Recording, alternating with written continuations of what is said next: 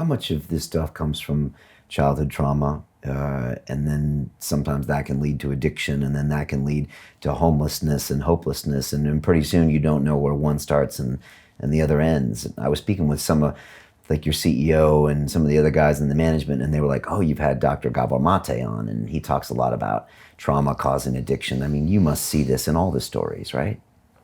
Yeah, us, do you know what, I can tell you them without saying names, we've got one guy who grew up in care. His mum had an overdose when he's a child. His dad was never about. His sister had an overdose when he was about 13.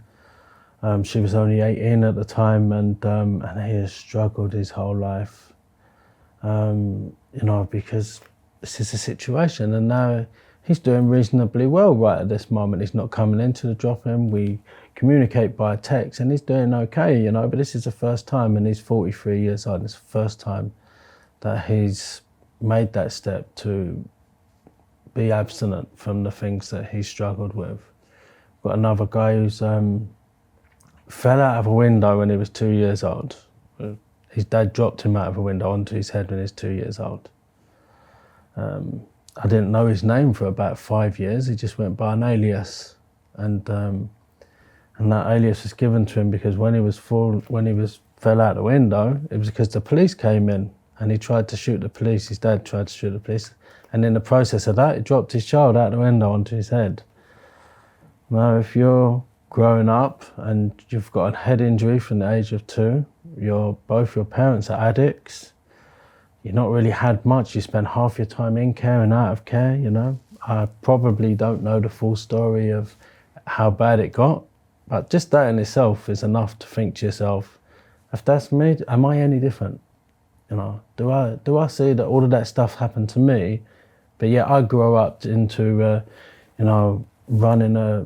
working in a good place where I can earn enough money to not have to stress out about other stuff? Or do I see myself in exactly the same position? And I think for the majority of people that have that story, no matter what walk of life they're coming from, it would be very hard for them to say, no, I would have thrived in that still.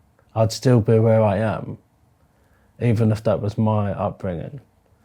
And like you said, it's on every person that walks in the door, there's something, and there are very few cases where people come in and say, I had a really good life, everything was going well for me, and then I just decided to start doing this.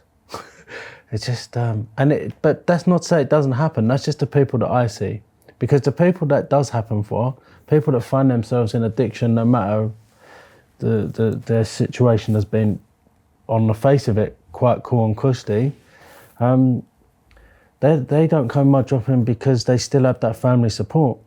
The people that had a good family support growing up still have that family support, even when they're in the middle of their addiction and when they came through it. Yeah.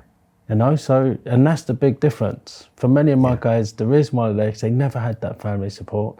And for, like I said to you before, the vast majority of people that are dabbling in addiction are white-collared staff in the city.